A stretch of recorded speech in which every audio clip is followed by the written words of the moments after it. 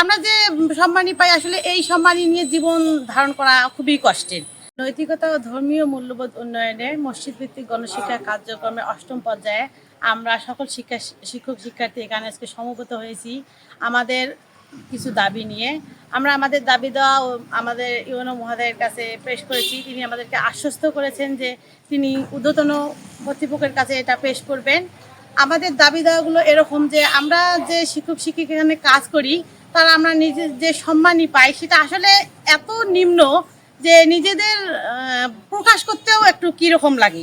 আমরা যে সম্মানই পাই আসলে এই সম্মানই নিয়ে জীবন ধারণ করা খুবই কষ্টের, এবং যেটা দেয় সেটা আমরা নিয়মিত পাই না।